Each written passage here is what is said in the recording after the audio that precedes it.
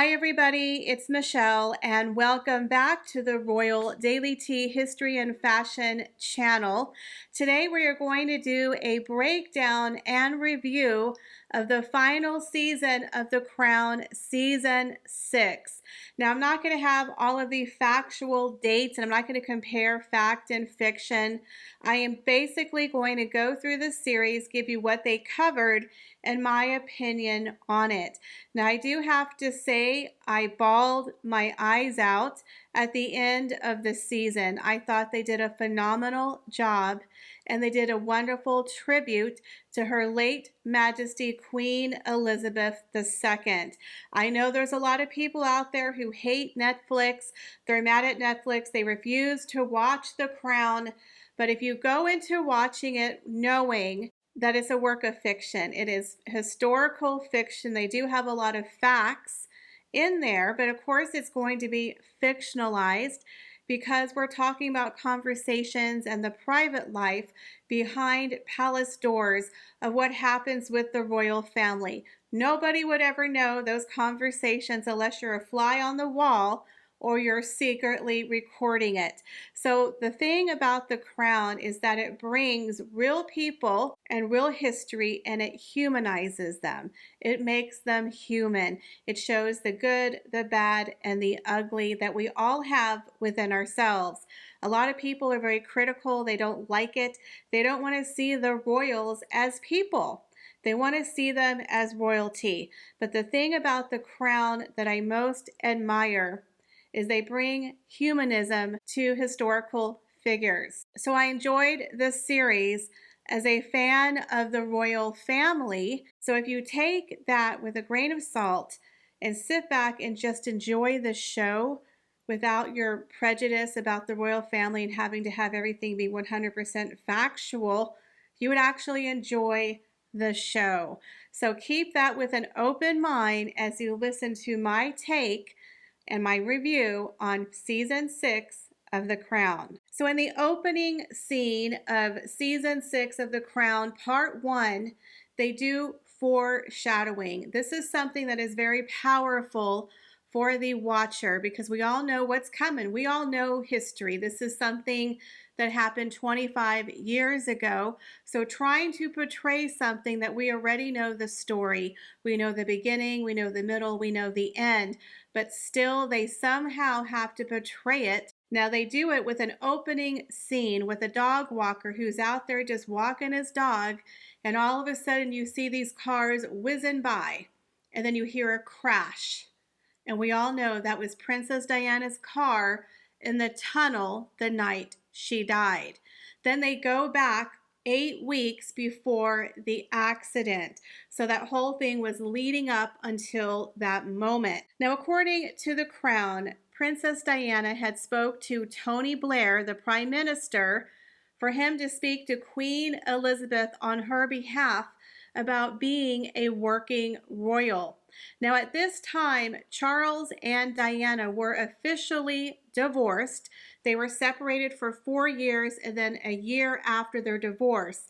So this is 8 weeks before she passed away in 1997. So by this time, they clearly were living separate lives. But Princess Diana wanted to work as an ambassador and she wanted to continue her philanthropic work. But again, Queen Elizabeth, according to the series, considered Diana not to be a part of the royal family. Once you're divorced, you're removed from the royal family. So Tony Blair goes to the Queen on behalf of Princess Diana and asks the Queen if she can continue to do royal duties. Now at this point, the Crown throws in a reference to you can't be half in and half out. And we all know that's a very famous quote that was relayed to Prince Harry and Meghan Markle when they stepped away during Megxit and wanted to be part-time royals. So the Crown does throw some tidbits of modern day references into the series. And I definitely believe that little article, that little quote, you can't be half in, half out, was not only speaking to Princess Diana, but also foreshadowing Harry and Meghan. Now, I do have to mention that in season 5 of The Crown, they covered the backstory of Muhammad Al Fayed, the father of Dodi Al Fayed, who was a very rich man who was trying very, very hard to break into the British aristocracy and was failing. Even though he was super rich, he owned Harrods and the Ritz-Carlton. When it came to upper crust society, he was always given the door. He felt like he wasn't good enough. He was a self-made businessman from Egypt, I believe, and he was always trying to break the barriers of the aristocracy, but wasn't quite in the inner circle. Sure, they would take his money. You want to donate money to our charity? We'll take your money. We'll invite you to our parties, but you're not really one of us. Kind of the old school, the old saying, old money and new money very much still exist in British aristocracy. So he had an obsession with getting in with the royal family, so much so that he bought the old house that belonged to the Duke and Duchess of Windsor, totally remodeled it, and offered it to the royal family as a gift, called it Villa Windsor. And they looked at him like, yeah, we don't want that. We don't want that piece of crap, because it belonged to the Duke and Duchess of Windsor. But what the royal family did was they sent representatives to the house, and they pretty much removed all of these antiques and relics that, the Duke of Windsor wasn't really supposed to have, and he kind of took with him on the way out the palace. They came and removed royal artifacts and documents from the house and said, thank you, see you later. The Queen never visited the property. No other member of the royal family visited the property, and it was kind of a huge slap in the face to Muhammad Al Fayed, who was going out of his way trying to win favor with the royal family. Now, at some point, he does befriend Princess Diana. They meet at a polo match, and they have a friendship, and he's very generous and kind to her. There's even some photographs where he was with Prince Charles and Princess Diana at a polo match. So he did rub shoulders with the upper class. Just for some reason, he just was not 100% accepted. And I believe he was trying to get British citizenship and was never given it. So again, it was really weird, but he had this very unhealthy obsession with marrying into the aristocracy and being a part of the royal family. Now, this is very important because it plays a huge part of how Dodi Al Fayed and Princess Diana come together. Now, during the first episode, it is around the time that Queen Camilla is turning 50 years old. This is 5 years after Prince Charles and Princess Diana separated, and 1 year since they've been officially divorced. So you have Prince Charles at the time trying to throw a huge 50th birthday party for Camilla, and he wants the Queen to attend the party to kind of show the public that they have her blessing.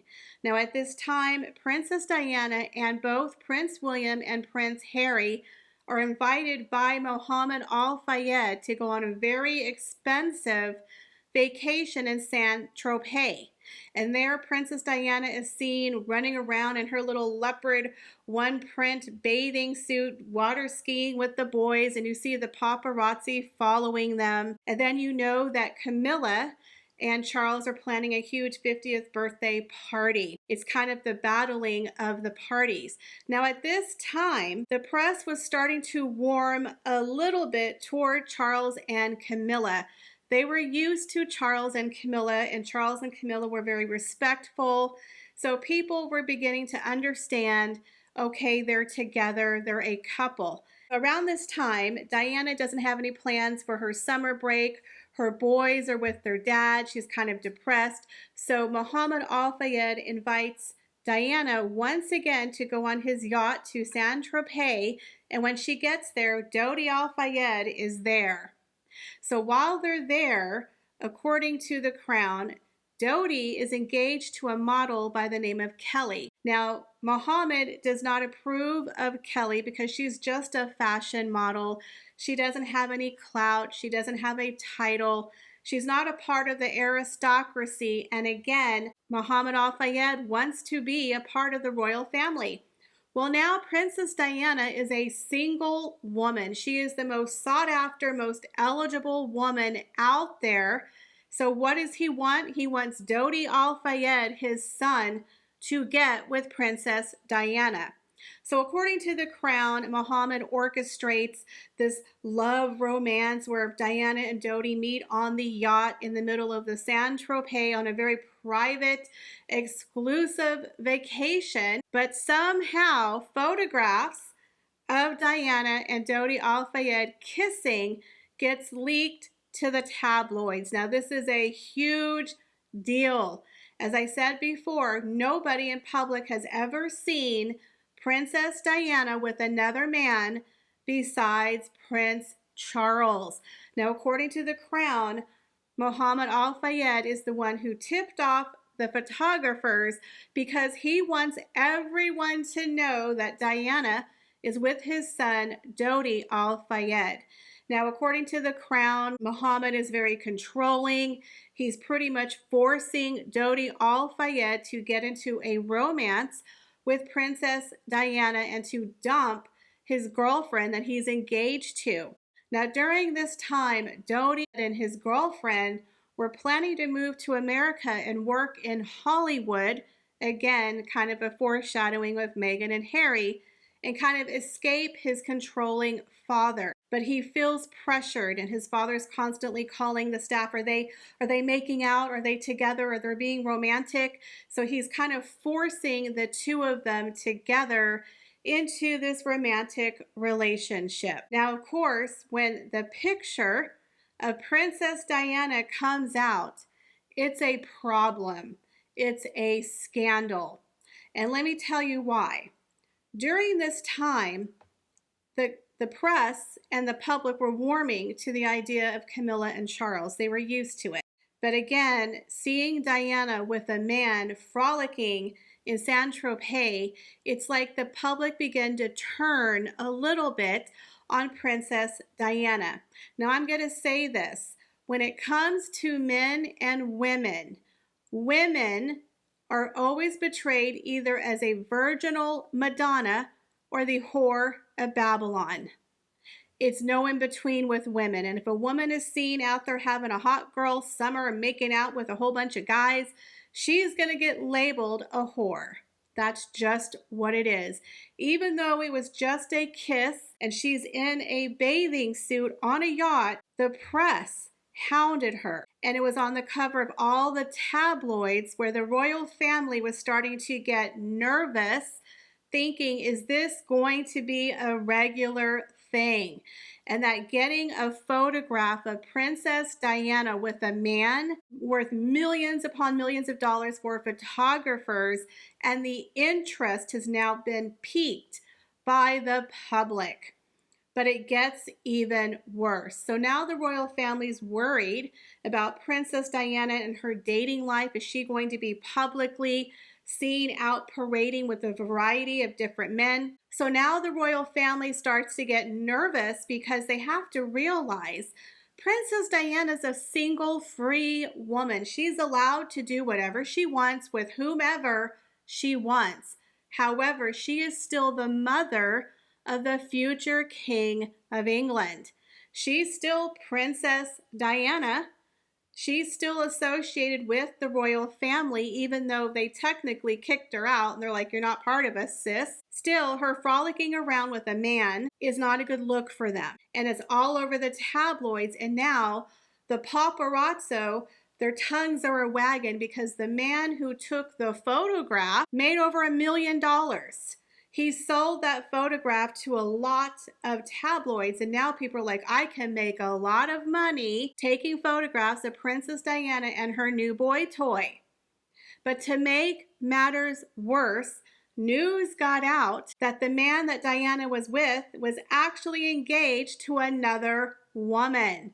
So now Princess Diana, who was always the favored one of the two of Charles and Diana, who was portrayed as the virginal bride because she was a 20-year-old virgin, the lamb to the slaughter, marrying the mean old, Prince Charles who had an affair with Camilla. The victim is now a pariah. She's now going after another woman's man. So people don't like that. They're like, wait a minute, you're supposed to be the virginal Madonna, the perfect people's princess, the victim of evil Charles and Camilla, and now you're frolicking with this weird foreign man who's engaged to another woman? No sis, we don't like it. So again, she went from being on the pedestal to being sunk in the water. Public opinion was turning, and she was starting to get a lot of very nasty press. Now, the way that the Crown betrayed it was that Charles and Camilla were kind of delighted because for once they were coming out smelling like roses, and Diana was getting the negative press. So it was kind of good for them because they were trying to win favor and getting people used to the idea of Charles and Camilla. So the party comes for Camilla, but the Queen does not attend. And of course, Prince Charles is very, very upset that his mother is not giving her public approval of Camilla. But the royal family is now worried because they have Diana, which they are dubbing a loose cannon, out there frolicking around with strange foreign men that they don't really like. So it's beginning to be a little bit of a problem. So now we get to the death of Princess Diana and Dodi Al-Fayed. And during this time, we all know the royal family pushed back, especially the Queen, as she's very, very traditional. She believed that since Princess Diana was no longer a part of the royal family, that this was a Spencer family private matter, meaning the Spencers were going to take care of Princess Diana and they were going to do a small private family funeral, that it wasn't the royal family's responsibility to take care of Princess Diana. Now, Prince Charles was very upset about this, that they were acting like she was not a part of the family. She was, remember, the mother of the future King of England. So Charles fought for the right to use the royal airplane to go and pick up the body of Princess Diana from Paris. Now, of course, he won and he went with two of her sisters to identify her body. And on the way home on the plane, the Crown shows the ghost of Princess Diana talking to Prince Charles as he's grieving. He is crying for the loss of Princess Diana. Now, a lot of people were upset that Diana came back as a ghost, but also Dodi came back as a ghost to his father, kind of having a conversation. Now, I felt this was handled very classy, and it was very emotional. It's where Diana was telling Charles, it's better that I'm gone. I was going to be a problem. I was a loose cannon. It's best that I go take care of the boys type of thing. So I didn't find it to be very offensive. I found it to be actually very emotional that Charles was grieving the mother of his children, and now he was the only parent to his boys. And we know that the boys and his father didn't have the closest relationship, but he was trying really, really hard to be a father to his boys, and it was going to be even harder now that Princess Diana was gone. Now, also during this time, Mohammed Al-Fayed was really pushing the narrative in the press that Princess Diana and Dodi Al-Fayed were soulmates, that they were engaged, they were going to be married. It was a love story made in heaven. And he was sending flowers to the royal family. He even requested that personal items, I believe a gift that Dodi Al-Fayed purchased for Diana, be put in her casket, and it was denied. He was also extremely upset that the press was not covering the death of his son to the amount they were covering Princess Diana. So Muhammad was becoming very upset and bitter at the treatment his son was receiving in the press. Not to mention, he really thought, okay, this is the moment. We were both grieving a family member. So the royal family and I were going to bond on our joint grief. We're family. And they're like, nope, nope, we're good. We don't want your flowers. You're not putting anything in the casket. We're not even acknowledging your son or you. We're just going to cover the funeral of Princess Diana. So he's really mad now because he's still being rejected by the royal family, even after his son died in the same car that Princess Diana did. The royal family didn't want to have any connection to Muhammad Al Fayed or Dodi, especially with Princess Diana. So he was really, talking to the press. He was very angry. He was trying to convince people that Princess Diana was pregnant, they were engaged, and that the royal family didn't want it to happen.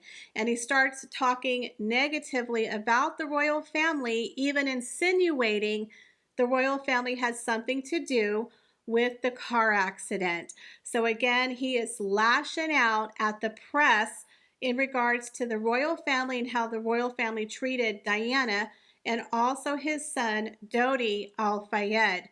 Now, this is the time that the royal family was having a lot of meetings about what to do about Princess Diana and her funeral. Again, they didn't consider her royal because she was divorced. Again, they were thinking the Spencers are going to handle it. It's a private family matter. But Charles is the one who pushed back and said, no, she's going to have a royal funeral. So, of course, during this time, Tony Blair is talking to the Queen.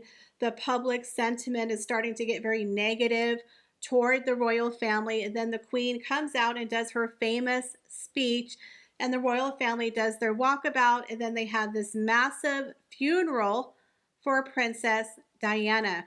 Now, during this time, they're showing William is starting to kind of act out. He's not accepting the death of his mother. He's having a very hard time. Now, I will say the Crown focuses a lot more on Prince William than they do Prince Harry. And in part 2 of The Crown, they focus a little bit more on Harry, but again, they really focus more on William, in my opinion. So now we're going into part 2 of season 6 of The Crown. This is after Princess Diana has passed away, and Prince William is now at Eton, and it has become William Mania when he became a teenage heartthrob overnight. And we had little Prince Harry being the evil little spare that he was, spoiled, the black sheep, the troublemaker, kind of following behind Prince William and being a little bit jealous of all of the attention that Prince William is getting. Now, they're also talking about how Prince William and Charles are kind of butting heads, how Prince William pretty much blames Prince Charles for the death of his mother, saying if you wouldn't have had your affair, if you wouldn't have divorced, she would never have been in Paris for that car crash. So they kind of are coming to heads with one another, and Harry's starting to act out with all of his substance abuse, being the part of the black sheep. Then they go to the part where Muhammad Al Fayed launches an investigation where he's now accusing the royal family of having something to do with the death of Princess Diana and Dodi Al Fayed. He's pretty much accusing them of unaliving them. So now there's this huge investigation. So William has to kind of relive the whole thing again in the public eye. So everyone at school is staring at him. He has to go and give a witness statement to the police. Even Prince Charles is now questioned by the police in regards to some allegations that Princess Diana said before she passed away, because during that time, Princess Diana was very paranoid. If we remember the Barton Bashir interview that happened, he kind of, honed in on her paranoia and used it against her. She believed that the royal family was going to orchestrate her unaliving and maybe do something with her car brakes. So now the police are like, hey, did you have anything to do with the murder of your ex-wife? William overhears them talking. William has to give his statement if he believes his mother was unalived, what he remembers, because he was one of the last people to speak to his mother before she passed away. There's also the dynamic, according to the Crown, that William is becoming like Diana. He's so popular that now he is overshadowing his father, Prince Charles. So Prince Charles is having deja vu all over again, now competing with his younger, very good looking son. William is getting a ton of love letters and fan letters from people all over the world expressing their sympathy for the loss of his mother. But now he's getting all these female fans that are going a little crazy over Prince William. So now during this time, Prince Charles and Camilla want to get married, but of course that's a major faux pas. So now she has to have a meeting with everyone, with her council from the head of the Church of England. Again, both of them are divorced, so they can't have a religious ceremony, but they can have a blessing, and they get married at the registrar's office. Now, of course, after this time, William heads off to college, and this is where they start to introduce a very young Kate Middleton. Now, what the Crown does is they do Carol Middleton dirty. They really paint her to be an over-manipulative mother who was kind of forcing her daughter to go to the same college as Prince William, trying to push her daughter into marrying the prince. Now, a lot of people in the tabloids have said that Carol Middleton was an opportunist and that she wanted her daughters to marry well. Let's be real here. Who doesn't want their children to marry well? This is something that has been passed down for years and years, especially in the upper class aristocracy. Women, their only choices in life were really to marry well, since none of them could really work. So back in the 17, 16, 1800s, marrying your daughter off to some very rich man was the best thing you could hope for your daughter. Now, I'm not saying Carol Middleton did those things, but if she encouraged her daughter to go to a college where a prince was, I'm not mad at it, because let's be real, I'm sure you would do the same thing. But there's absolutely no proof that Catherine and her mother schemed to get her at St. Andrews. Now they're talking about how when Prince William shows up at college, all the girls are goo goo gaga over him. And again, it's William mania all over again. And him and Catherine become friends. Now during this time, Catherine has another boyfriend. I believe his name is Rupert, and William is dating another young lady. Now, of course, they end up becoming a couple. They get together, and then, of course, they get to the infamous moment where they're attending a natives and colonizers party, which in itself is pretty tacky, where Prince Harry picks up a German Nazi uniform and William tells him to wear it. Now, they didn't go really deep into this subject, but again, they kind of alluded to the fact that William was like, whatever, if you want to wear it, it's not a big deal. Harry wears the uniform, and the next day it's all over the tabloids. Again, Harry's role in the crown was actually very small. It was mainly focused on William. They just kind of painted Harry as the younger brother, the black sheep, who was having a lot of problems adjusting. He was fighting with his father. He wasn't doing well at school. Then he wears the uniform. He gets photographed all over the tabloids. He gets in trouble. But really, that was all they used to portray him on the show. He was very inconsequential, which I do find hilarious that the Crown decided to stop at William and Catherine, because we all know Meghan Markle wanted the greatest love story of all time to be betrayed, but the Crown ended it before she was even a blip on the radar. So then we get to a point where Tony Blair is really, really popular as the Prime Minister, and the Queen's popularity has started to tank, especially after or around the time of Princess Diana's funeral. A lot of people were very upset with the royal family and how they handled that. So the Queen goes to the Prime Minister and they hold these focus groups trying to get feedback on what the Queen can do in order to gain favor with the public. So Tony Blair suggests there needs to be a little bit more transparency on the royal family and their spending, and he suggests they come up with an annual report on the royal family that would, showcase the royals, how they're spending their money and their budget. And he also was trying to come up with ideas of where the royal family can cut back on their expenses. He thought there was too much pomp and circumstance. He didn't believe the queen needed to do the opening of parliament. So the queen goes and starts interviewing all of these people and her staff. And what she realizes is even though to some people it's frivolous, it's a waste, to her, it is what makes the monarchy, is that these people have pride in their expertise of old traditions, and that the monarchy is built on centuries of tradition, that people do not come to the royal family for normal everyday life. They come to the monarchy to escape into a different world, a fairy tale. People want pomp and circumstance. When you go to the Palace of Versailles, you're there to look at the splendor and the glory of opulence of the Palace of Versailles. You're not there to look at an IKEA table lamp. You can see that on your own at IKEA.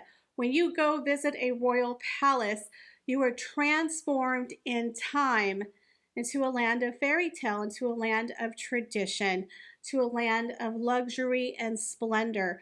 People want to escape into the land of royalty. So the monarchy needs to hold with tradition, needs to hold with pomp and circumstance, because that is what people expect.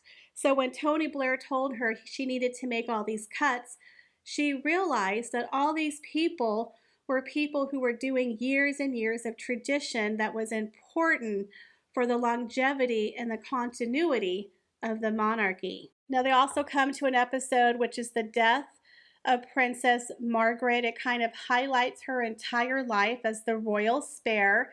She was the one who was able to be her true, authentic self, and that her sister, Queen Elizabeth, was not. There's a definite difference between the heir and the spare, and Princess Margaret was definitely the exception on how to be a spare. So it was a really touching episode. I cried. It showcased the life and the death of Princess Margaret, how she lived unapologetically and she was true to herself all the way till the end, but how she had a wonderful relationship with her sister, Queen Elizabeth, and that she always referenced a time when Queen Elizabeth was Lilibet before she was queen, back in 1945 at the end of World War II, where the two of them were able to walk the streets of London and celebrate the end of the war, and they ended up at a jazz club where they danced the night away incognito, where Elizabeth was allowed to be Elizabeth, the real self. But now she's the queen. So she always tries to bring the queen back to that day before she was queen to kind of be her more authentic self. But the queen realizes that person is dead. She's no longer Elizabeth Windsor, she's the queen.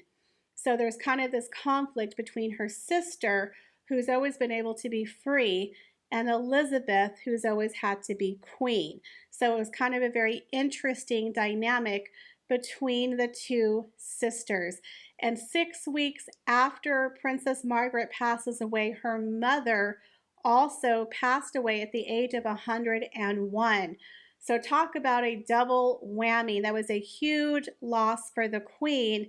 She now lost all of her family, her father, her mother, and her sister, all gone. And now she's having to face life without her immediate family besides her husband and her children.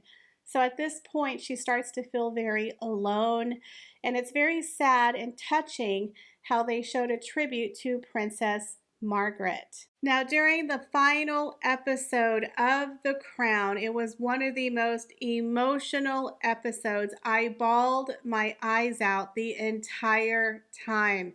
The Crown did a phenomenal job in wrapping up the series and also paid a very special tribute to Her Majesty the Queen. Now, during this episode, it was around the time that Prince Charles and Camilla got married, and the Queen was celebrating her 50th year on the throne, her golden jubilee.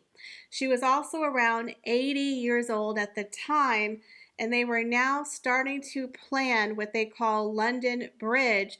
They were starting to plan her funeral because a monarch has a huge funeral, and they haven't had one since her father had passed away. Prince Philip at the time was also planning his own funeral.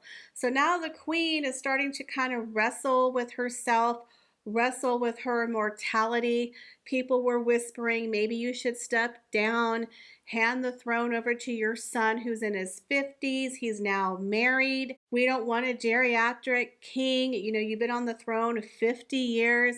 You need to step aside and pass it over to Prince Charles. And they were trying to make it seem like Prince Charles really wanted the throne.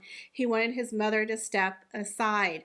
So a lot of people were speculating that the queen was going to make a huge announcement at his wedding that perhaps she was going to abdicate and hand it over to Prince Charles. So during this time, she's kind of wrestling with herself. You know, should I, shouldn't I? Is this the right thing to do? Is my time over? Did I serve the people well? Have I made the right choices? Then we have the other two actresses, Olivia Colman and I believe Claire Foy, who represent the two other points in her life that she was queen, come back and have a conversation with her kind of in her head, telling her, you made a promise that no matter how long or short your life would be, you would remain on the throne. And remember, Queen Elizabeth was a staunch believer in tradition, in monarchy, in following the rules, that once you start chipping away at the rules and you start making all of these changes, you're going to ruin the continuity of the monarchy. So she was wrestling with herself as a mother, as a monarch, you know, with her confidence level. She was afraid that there wasn't going to be a large crowd of people, you know, to celebrate her 50th year on the throne. She was really nervous. So she was kind of going back and forth with herself. People were speculating that she was going to step down from the throne. And then on top of that, they're planning her funeral, Operation London Bridge, as well as Prince Philip planning his funeral. So now she starts to kind of look back on her life. She starts looking at old footage of her father's funeral, you know, getting ideas for the funeral, planning out what does she want to happen. You know, Philip is planning to have his coffin on the back of that Range Rover, and she's really thinking about what it would mean for her not to be there and how would they plan it out. And there was a wonderful moment where she asked the man who is her bagpipe player, do you have a favorite song? What song would you think I should have played at my funeral? And there was a song called Sleep, Dearie, Sleep that he plays for her at the palace. And as he's playing it, a maid in another room starts singing the song. And I started bawling because they actually played that song at her funeral. So again, it was a little bit of foreshadowing. So the entire time that she's there, she's kind of wrestling with herself, whether she should step down from the crown. She decides that she's going to write the speech that she's going to make at King Charles's wedding herself. So everyone's like, why is she writing a speech herself? So now everyone is convinced for sure she's stepping down. But when it comes to the moment, we all know she doesn't step down. So some people were very disappointed. People were like, that speech was rather short. But she decided that she is the queen, and it is her job to go down all the way with the crown, that she is not going to bypass it for Charles. So a lot of people respected that. Some people did not. But again, watching that made me very emotional. And at the very end, this is the part that made me break down. It was at the wedding where they had the blessing of Charles and Camilla. She's in the church and she's praying. And as she prays, she stands up and she sees her younger self in a military uniform, the one from 1945, when she was out dancing the jitterbug at the underground club with her sister, Princess Margaret, celebrating the end of the war. Her younger self salutes her, and she turns around, and all of a sudden you're faced with the coffin of the queen, with the royal standard draped over the coffin. You have the scepter, you have the crown, you have the flowers. And then you hear the bagpipes playing, and I lost it. So as she walks out the final scene, you just see the silhouette and the coffin. And I was like, oh, I'm getting verklempt. It was really emotional. So I do have to say that the makers of the crown, in my opinion, were extremely respectful of the queen, her legacy, and the royal family. I was not offended at all by the crown. I know a lot of people want to boo-hoo it. They're very upset. It is not a documentary. It is historical fiction. So if you're looking for a really good show, I highly recommend the Crown series. I highly recommend it. So let me know if you watched The Crown. What are your thoughts? And if you cried at the end. Thank you so much for stopping by my channel. Please leave me your comments down below. And if you like today's video, make sure you like, share, and subscribe. And I hope to see y'all in the next video. Bye, guys.